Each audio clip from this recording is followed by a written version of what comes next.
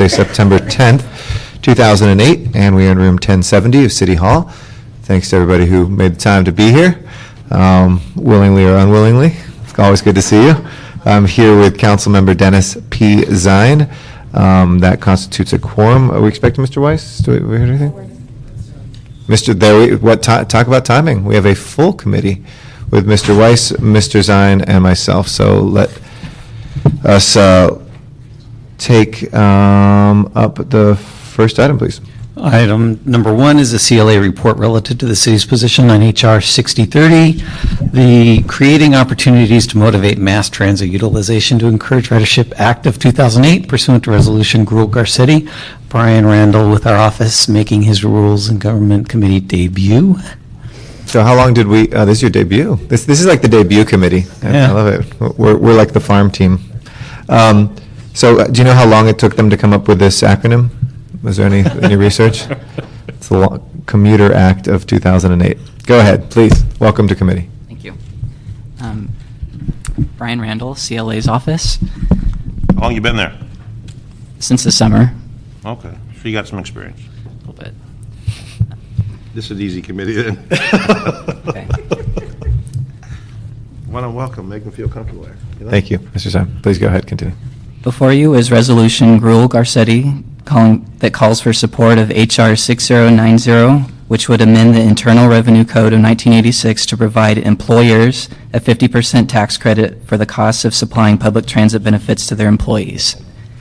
The resolution describes the many negative effects that increasing gasoline costs have on the finances of American households.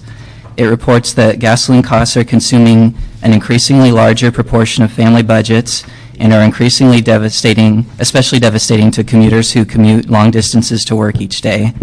The resolution also notes that the bill follows closely with existing city policy supporting increasing use of public transit, which helps to reduce negative impacts on family budgets and to reduce energy consumption, road congestion, and air pollution. HR 6030 is currently awaiting a hearing in the House Committee on Ways and Means, and we recommend that the city support HR 6030. Are there any questions? Mr. Zine? Well, I think it's a great idea. Mr. Weiss? All right, with that, we'll move the CLA report and the recommendation to support the legislation. Thank you. Appreciate it.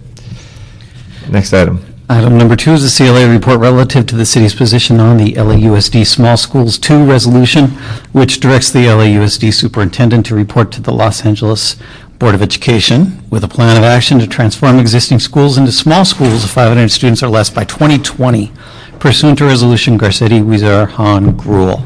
John Wickham here for Darrell Powell, who is not here today. Okay. And the school board. If we vote against this, we're for big schools? Yes. Pretty much. Just to be clear. The school board passed a resolution requesting the superintendent of the district to study and make recommendations concerning the small schools proposal. So this simply adds the city's voice to that resolution, asking that the superintendent follow through and provide background information options. Great. And we have Ellis Kaufman here to give us some information. Come on forward. Thank you very much. I'm Ellis Kaufman. I work in the Facilities Division of Los Angeles Unified School District, but I am a school administrator. I've been an educator, principal, and coordinator, and I have just been appointed by Ramon Cortines to be the lead person to plan and implement our small schools resolution. Excellent. We're going to be spending some time together. That's good. Right. So on behalf of the Board of Education, I'd like to thank you for your support of our small schools resolution, and we are moving forward on that. It was passed on June 24th by the Board of Education. Great. I actually will confess I watched the entire meeting on television when it was on replay.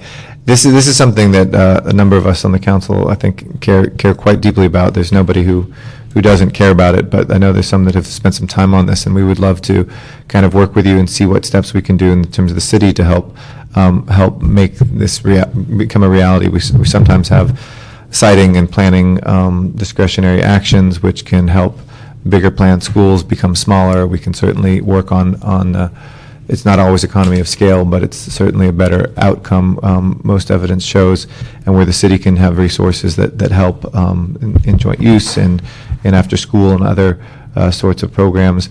Let us know if you want, maybe we can set up a meeting for some next steps and see what the city can formally do, also informally kind of on the political side to continue to push this, because you'll have your work cut out internally in the bureaucratic sense, but also externally in making sure that people sign off on this. But been very involved with Unite LA and some of the efforts through the Gates Foundation as well to look at this. So pleased to be able to move this forward. Obviously, it's passed. Any questions? Question. Yes, Mr. Zine.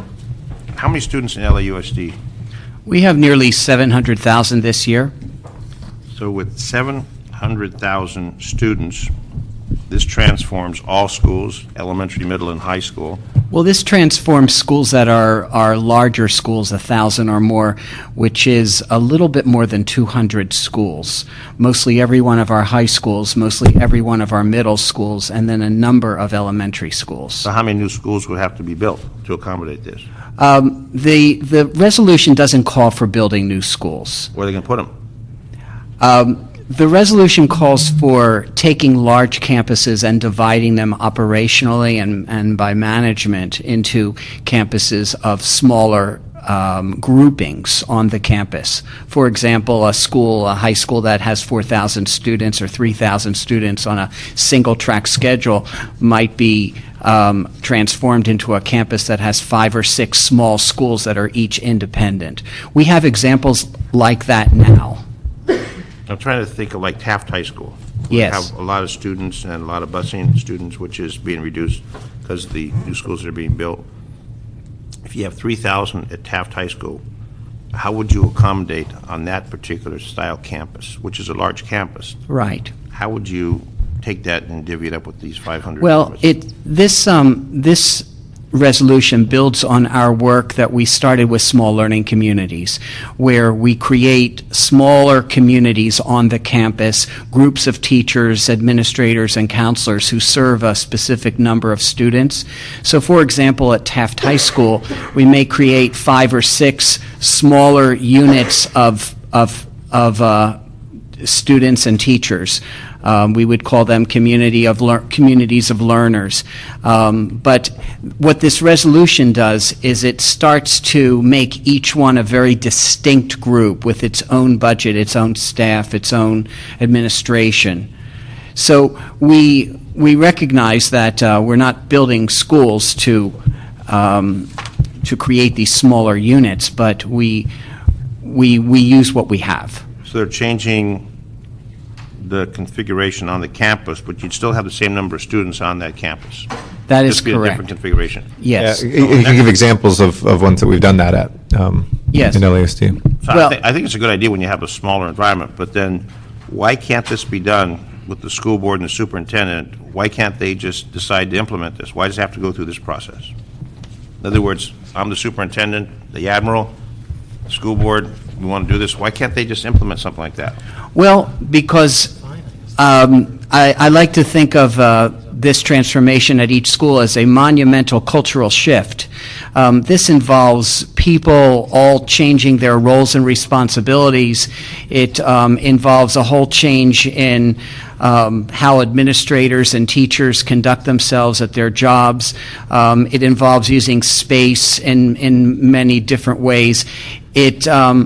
It's not the kind of thing that is ever successful in a top-down situation. It needs to grow from the school and the community, meeting their needs. I just look at, like, the police department. The police department is run by the chief of police. He has a commission he answers to. He wants to change the operation, meet with the union, get it done the way it goes. I'm looking at something to be rather simple and effective. I like the idea, and I think that when you've got the smaller components, I would just look at it on the surface without the questions. It would look like they're trying to build a whole bunch of schools to accommodate these students, which obviously is a huge financial situation, and there's the land to find to build the schools in addition to what you're already doing to build out. Right. Well, Mr. Zine, this proposal does not call, this resolution does not call for building of schools. So on the surface, reading on the surface, that's what it looks like. Right. It looks like that resolution directing superintendent to develop and report back a plan to transform all schools in the district to small schools of 500 students or less. It doesn't say anything about keeping them contained on that permanent site. Right. Well, our resolution does go into that detail. And for example, like right now, in our backyard where we are, Belmont High School, right now, there are 3 separate schools on the site of Belmont High School right now. 4 small learning communities that are 1,400 students of Belmont High School, a High School of the Arts, a separate school, and a teacher academy, which is a separate school. So that's the type of arrangement we're talking about. Okay, good, thank you. Okay, well, we'll move forward the resolution, and thank you very much. Let us know, just to follow up with us, if there's going to be some next steps, we'd be happy to pull together a meeting with the city side. Thank you. Next, we have number 3. Either of you need to hear a report on it? There are 2 versions. Well, why don't we hear real quick, because I know the 2 versions of this. So let's go ahead and... Item 3 is a CLA report relative to the city's position on HR 3121 and S 2284, the Flood Insurance Reform Modernization Act of 2007, which would restore the financial solvency of the National Flood Insurance Program pursuant to Resolution Parks Cardenas. Jack Reef is here to report for the CLA's office. Why don't we just cut straight to the differences between the 2? I think it's clear that this would be able to restore or reauthorize the NFIP through 2013 and forgive all the debt, but the Senate version versus the House version may have different impacts on the city. So could you just highlight that? Yes, hi, Jack Reef, Office of the Chief Legislative Analyst. The differences are the House version has a provision for wind damage insurance, and the Senate version has a reserve fund, and those are the 2 major differences. There are also amendments to the Senate version recently included creation of an Office of Flood Advocate and the creation of a Natural Catastrophe Risk Management and Insurance Commission to produce a report concerning the provision of catastrophic insurance, which could include wind damage. And in terms of how some of those changes would affect Los Angeles, my understanding is the Senate version would mandate residents of the city who live further south along the LA River, I suppose that is, or south along the river would have to purchase flood insurance, whereas the House version does not. Does that make any sense? Come Come on, we got the mayor's office may be able to shed a little light as well on that.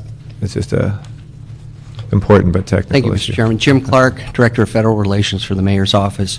The Senate version has a provision that any residents who are in a 100-year flood zone that would be below a man-made construction like a levee or a dam are being mandated to purchase flood insurance. And this would have an impact here in Los Angeles County of about 500,000 residents that would be impacted by this, and about 175,000 structures would come into, would be... And how does that get cut? I mean, obviously, we have a number of dams and a number of Right. waterways that would be affected potentially. Is that from the San Fernando Valley South, or is it? Well, primarily, most of it, the biggest impact is going to be on residents in the southeast part of Los Angeles County, the Downies, Bellflowers, Gotcha. Artesias, and those things. The city of Los Angeles itself would probably not be as impacted. The House version requires a study to be done on this to assess what the impact would be and the financial impact. The last time, I think there was some studies that were done on this when there was a provision like this before, and the cost of the flood insurance was about $65 million, as I understand. So this has it may not have as much of a financial impact upon the residents of Los Angeles, but it clearly is going to have a financial impact on our neighbors. Right. Okay. So, So I assume that the House bill is a little bit more. Yeah, we would prefer preferable. that the House version, so that if you do support this, that we would support those provisions and go along with the study. It does appear that the House version is the bill that's moving, Okay, and that the House has requested the Senate to confer on that bill. okay. But it is in conference, It is. and so. Well, without objection, unless you have any questions, I'd move to support the HR 3121 version, the House version. Okay, great, thank you. Next item, please.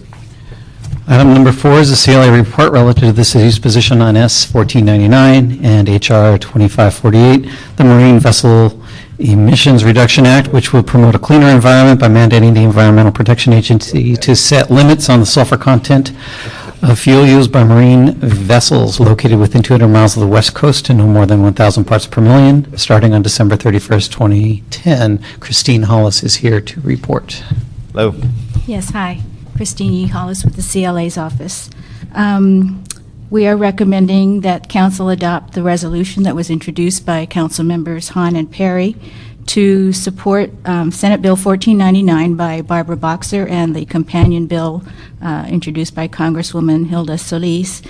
They would enact the Marine Vessel Emissions Reduction Act.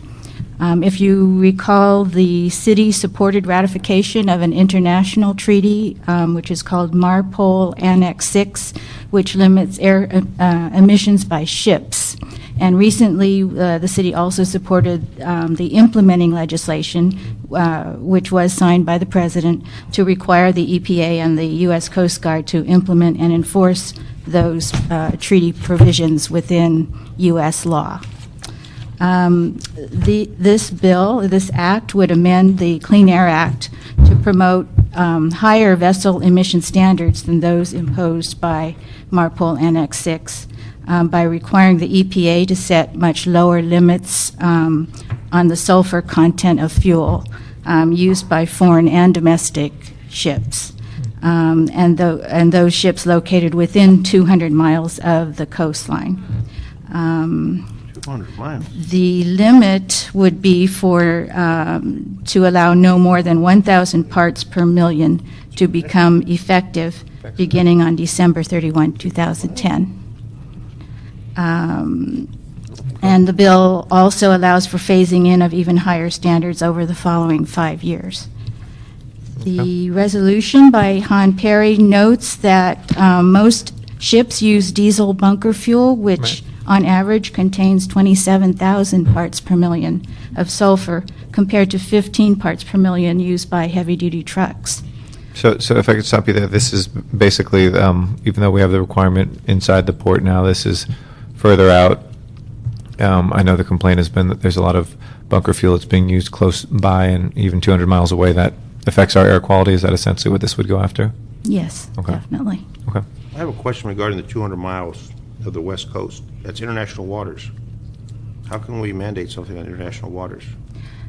I honestly don't know the question to that. I know there are different Admiral Garcetti from the United distances. States Navy may be able to answer that. Because I know international waters has different rules, and 200 miles is definitely international waters. Yes, I'm not sure how that is to be resolved. I would look into I'd like it and to I find could an get answer to back that, to you. please. What we do have power to do is to refuse admission to ships that have been using that fuel out there. We can't mandate them while they're out there. They have to, but I think that's essentially what it would go after. So they wouldn't be able to do business in our ports. Yeah. We're a pro-business city. We are healthy businesses. And no smoke. No smoking. There is an issue of differing standards that has to be resolved Yeah. by, In the conference committee. Okay. I know in the port we can mandate, but when it's that far out. yes. Yep. Okay. All right. Well, let's go ahead and move the approval of the resolution. Thank you for the report. Does this come to council? It will be, yeah. Could you have the answer to that on the international aspect, international water, please? I will. Thank you All very right. much. Thank you. On number 5, colleagues, 30-day continuance. I would like to continue, but before we continue it, I was concerned when this issue came up about this lawsuit, both in terms of the use of internal city resources in the city attorney's office and the potential need to provide money to hire outside counsel for the controller to argue her side of this issue. And in light of the lawsuit aspect, I think one of the ways we could continue to avoid any legal action in this would be to clarify the auditing power within the charter of the City of Los Angeles. So I would like to, if there's no objection, direct the CLA's office to work on, again, under the rubric here of number 5, of making sure we're forestalling any potential litigation that we'd pay out for both sides, to look at language that would clarify the auditing power for programs that are in the departments that citywide elected officials run, And that is, I think, where the ambiguity has been in the past. But if we clarify that and look at potential language that may be placed on the March ballot, that would make that clear, and also clear within that any programmatic functions in the controller's office, how those can be audited, because the auditor can't audit his or herself. I think those are the two things in my discussions with the controller and the city attorney and members of the council that would best be able to resolve this issue. And we could have that come back with the other motion together and continue this a month or till the 8th of October. Is that all right? So be it. Okay. Without objection, so ordered. I Yep. do need to Clear? receive clarification on item Sure. 3. The original resolution asked for support of 2 bills, and the committee's instruction was to support only 3121. So that would require adoption of... These are the two that are in conference committee together? Yes. Actually, only HR 3121 went to committee. 2284 is stalled and... Well, let's just not moving. support 3121 then. If Okay. it's stalled, we can always bring it back. Then would you like the CLA's office to prepare a revised resolution Please. to be brought forward into council at the time that the clerk scheduled this in Yep. council? That'd be perfect. Okay, thank you. Okay, thank you. Now it's time for general public I comment. think I got that language right. I think you did. Going once, going twice. This meeting is adjourned. Thank you.